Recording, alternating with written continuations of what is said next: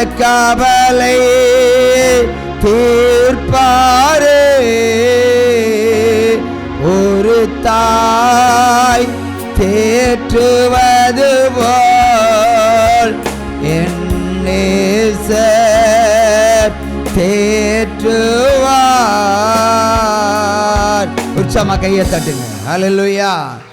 அந்த சகோதரனுடைய விளக்கம் சரியான விளக்கம். ஹல்லேலூயா. நானும் ஒரு காலகட்டத்தில் இப்படி தான் இருந்தேன். எல்லாராலும் கைவிடப்பட்டவர்கள். மாமியார் குடும்பம் கைவிட்டது. மாமியார் குடும்பம் அதில் விசேஷமாக இன்னொரு விதத்தில் கைவிட்டது. ஹல்லேலூயா.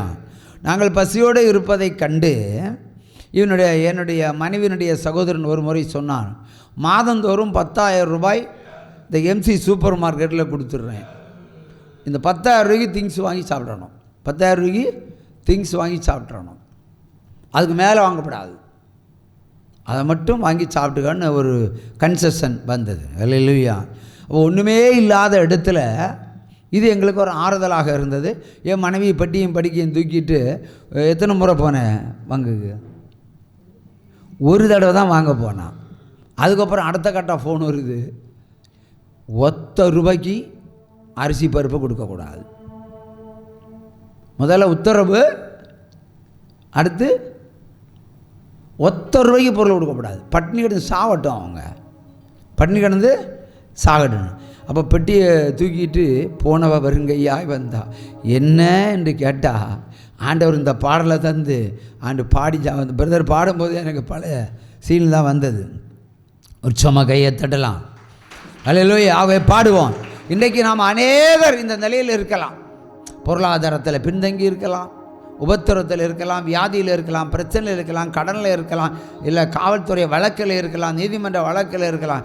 என்ன பிரச்சனையானாலும் ஓடோடி வந்து காக்கிற ஒரு தேவன் உண்டு. அது நம்ம தேவன். ஹல்லேலூயா. இது அவர் பாடின பாடல் என்று நீங்கள் எண்ணி பாடி பாருங்க, உங்கள் பிரச்சனை இன்றோடு தீரும். ஹல்லேலூயா. ஹல்லேலூயா. ஒரு தாய் தேற்றுவது போல் என் நேசர் தேற்றுவார். மார்போடு அணைப்பாரே, மனக்கவலை தீர்ப்பாரே. மார்போடு அணைப்பாரே, மனக்கவலை தீர்ப்பாரே. ஒரு தாய் தேற்றுவது போல் என் நேசர் தேற்றுவார். கரம் பிடித்து நடத்துவார், கண்மலை மேல் நிறுத்துவார். கரம் பிடித்து நடத்துவார், கண்மலை மேல் நிறுத்துவார். ஒரு தாய் தேற்றுவது போல் என் நேசர் தேற்றுவார். எனக்காக மரித்தாரே, என் பாவ சுமந்தாரே. எனக்காக மரித்தாரே, என் பாவ சுமந்தாரே. ஒரு தாய் தேற்றுவது போல் என் நேசர் தேற்றுவார்.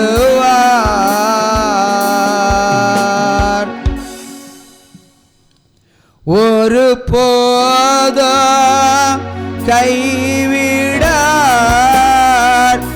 ஒரு நாளும் விலகிடார்.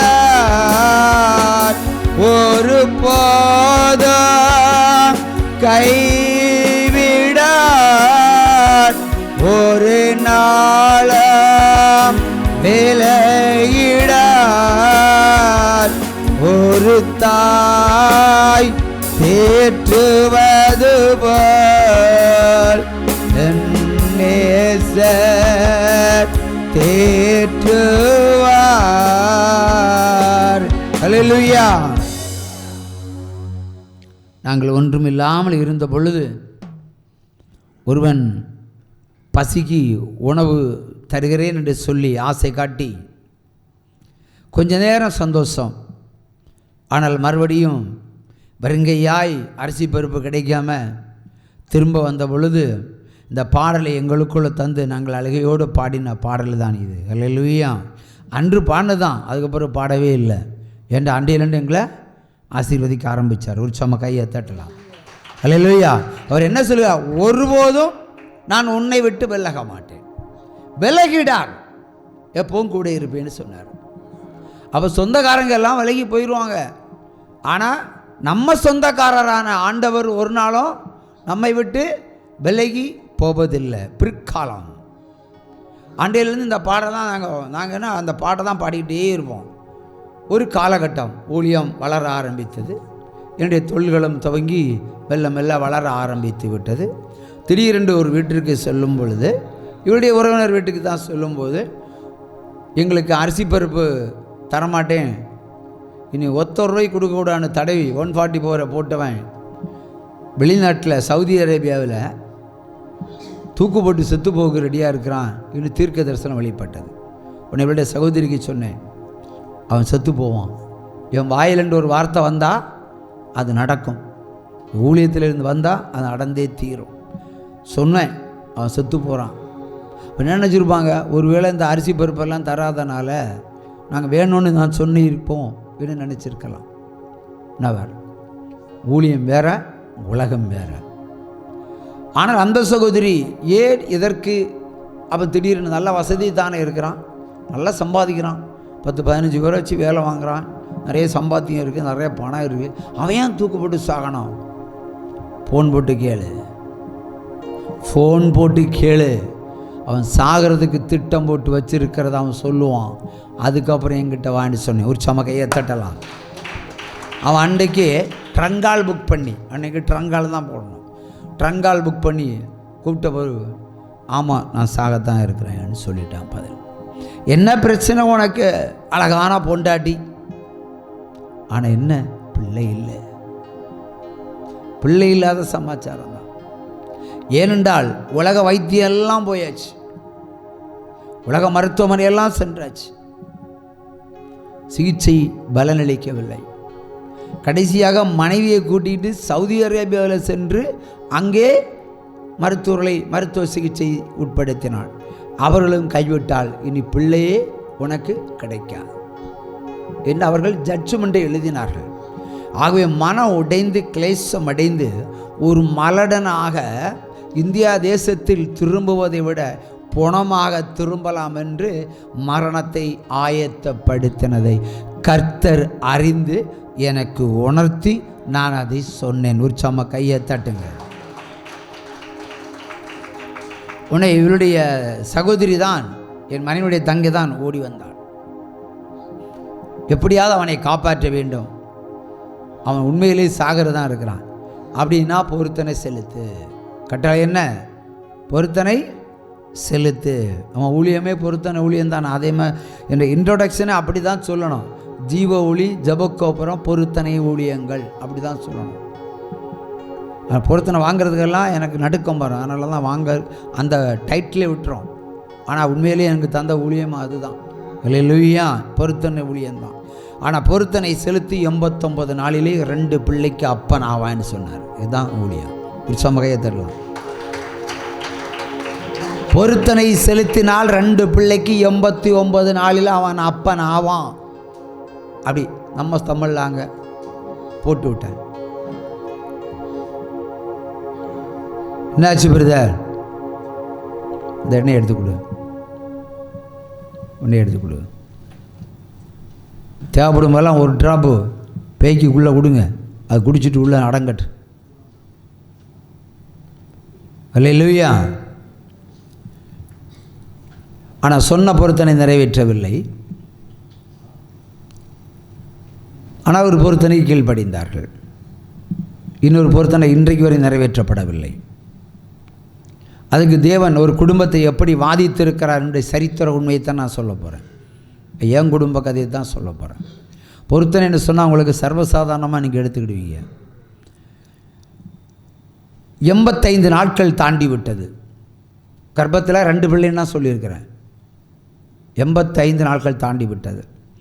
88 நாளும் தாண்டி விட்டது. 88வது நாள் நான் இங்கே எர்ணாகுளம் கடற்கரைக்கு செல்கிறேன். மீன்பிடி தொழிலாளிகளுக்கு ஜெபம் பண்ணுவதற்காக அழைத்து சென்று கொண்டிருக்கிறார்கள். என்னுடைய இன்னொரு சகோதரன் இன்னும் 88 ஒரு நாளில் எப்படி 2 பிள்ளைக்கு அண்ணனை பொண்டாட்டி கர்ப்பம் ஆவான்னு நீ ஒரு நாள் தானே இருக்குது. ஒரு நாளில் 2 பிள்ளைக்கு எப்படி என் அண்ணன் பொண்டாட்டி கர்ப்பம் ஆவா? நான் போயிட்டே இருக்கிறேன்.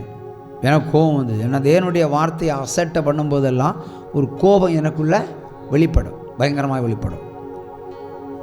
உடனே அமைதியாக இருப்பேன், இல்லைன்னா சீருவேன், கர்ஜிப்பேன். சீற்றம் இல்லை, சீற்றம் பாம்புக்குரியது, கர்ஜித்தல்.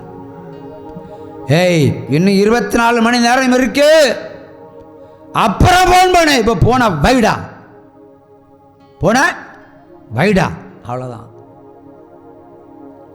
கரெக்டாக 89வது நாள் திரும்பி வரும். யூட்டன் ப்ரேயர்லாம் முடித்து திரும்ப 89 நாள் அதிகாலையில் கிளம்பி வரும் பொழுதெல்லாம் அதே அவனிடத்தில் இருந்தால் ஃபோன் வருகிறது. எப்படினால் சேட்டத்தி வாந்தி எடுத்து, அதாவது மைனியார் வாந்தி எடுத்தா மருத்துவமனையை கொண்டு போனால் அவ கர்ப்பம். அல்லேலூயா. உச்சம்மா கையை தட்டி கையை தட்டி கையை தட்டி சிங்கக்கேவியோ சூளை நெருப்போ அவர் என்னை காத்திடுவார். சிங்கக்கேவியோ சூளை நெருப்போ அவர் என்னை காத்திடுவார். அவரே என்னை காண்பவர், அவரே என்னை காப்பவர். சிங்கக்கேவியோ சூளை நெருப்பார் அவர் என்னை காத்திடுவார். அல்லேலூயா அல்லேலூயா அவர் நம்மை நடத்திடுவார். அல்லேலூயா அல்லேலூயா அவர் நம்மை உயர்த்திடுவார். அல்லேலூயா அல்லேலூயா அதிசயம் செய்திடுவார். உற்சாகமா கையை தட்டு அல்லேலூயா. சகோதரி அந்த ஸ்திரீ கர்ப்பவதியானாள், உண்மை. இப்போ நான் கேள்வி கேட்கிறேன், கர்ப்பத்தில் எத்தனை குழந்தை? கர்ப்பத்தில் எத்தனை குழந்தை? அது ஒரு குழந்தை. அப்படினாலும் என்னுடைய ஊழியம் அல்ல, என்னுடைய ஊழியம் அல்ல. என்னுடைய ஊழியம்னு சொன்னா கர்ப்பத்தில் 2 பிள்ளை உண்டாயிருக்கணும். உண்டாயிருக்க ஏன் பொய் சொல்லுகிறாய்? இதுதான் கர்த்தருடைய கேள்வி. பொய் சொல்லுகிறவன் தப்புவதில்லை ஒரு காலம். 10 மாதமாக ஒரு பொய்யை சொல்லிட்டே இருந்தாங்க. ஏனென்றால் கர்ப்பமானதும் அடுத்த பொருத்தனையை நான் கேட்டு விடுவேன் என்ற அச்சம், அந்த பயம். அவர்கள் கர்ப்பத்திலே ஒரு குழந்தை என்று பொய் சொன்னார்கள். நான் ஊழியத்தை விட்டு விலகினேன். இனி இங்கே கூப்பிடக்கூடாது, இனி இங்கே கூப்பிடக்கூடாது. ஆனால் எத்தனையோ பேர் ஜெபம் பண்ணியிருப்பாங்க இல்லையா? ஒரு சகோதரி கர்ப்பாவதற்கு நிறைய பேர் ஜெபம் பண்ணியிருப்பாங்க. ஆனால் என்னுடைய ஊழியத்தில் இப்பொழுதும் சொல்லுகிறேன், அவளுடைய கர்ப்பத்தில் 2 பிள்ளை, ஒத்த பிள்ளை அல்ல. ஒத்த பிள்ளைன்னா தூக்கி எறிஞ்சிருப்பான் பொருத்தனை மூஞ்சியில். அதானா? அவர்கள் மறைத்தார்கள். அது எத்தனையோ ஊழியக்காரங்கள் பிரார்த்திச்சுட்டு உண்டு. அப்போ எல்லாருக்கும் நீ ஊழியம் அந்த பொருத்தனை செலுத்தணுமா? அவங்க எல்லாம் பண்ணி முடிச்சு ஒன்றும் நடக்காதனால தானே எங்கிட்ட வந்தேன். சங்கீதம் 89ஆம் அதிகாரத்தை 89 நாள் வாசித்து விடு. 89 நாள் வாந்தி எடுப்பாயின்னு சொன்னது இந்த ஊழியம் 89 நாள் வாந்தி எடுத்தா. 88 இல்லை, 89வது நாள் ஏன் ஊழியம் தான் ரைட்டுன்னு சொன்னால் ஏற்றுப்படவில்லை. கிண்டல், நிந்திப்பு, அவமானம் எல்லாத்தையும் எனக்கு போட்டு தந்தாங்க. கேவலமான சிரிப்புகள். ஆனால் கர்த்தர் அதை இருதயத்தில் வைத்து கொண்டார். 10வது மாதம் இந்த கடையல் பகுதியில் இருக்கிற வள்ளியம்மை ஆட்சியின் ஒரு பெரிய மருத்துவமனை இருக்கிறது. வெளிநாட்டிலிருந்து சகோதரியை கொண்டு வந்தார்கள், சர்ஜரி பண்ணினார்கள். நான் கேட்டேன், ஏன் சர்ஜரி பண்ணணும்? சுகப்பிரசவம் இல்லை, ஏன் பண்ணணும்? அது என்ன தெரியல, பண்ணிட்டாங்க. குழந்தை சத்தம் கேட்டதும் நான் இருக்கிற ஜீவராணிக்கு அண்ணனுக்கு குழந்தை தம்பிக்கு குழந்தை பிறந்து விட்டது, அன்னிக்கு குழந்தை பிறந்து விட்டது என்று சொல்லி குழந்தையை பார்ப்பதற்கு வேகமாய் கால் எடுத்து வைக்கிறாள். நான் என்னுடைய இடது கையை வைத்து அவள் கரத்தை பிடித்தேன். வா வீட்டுக்கு, குழந்தையை பார்க்கக்கூடாது. ஒரு குழந்தை என்றெல்லாம் போய் சொன்னார்கள். ஆகவே நீ இந்த குழந்தையை பார்ப்பதற்கு உனக்கு அதிகாரம் இல்லை. பிடிச்சு இழுத்து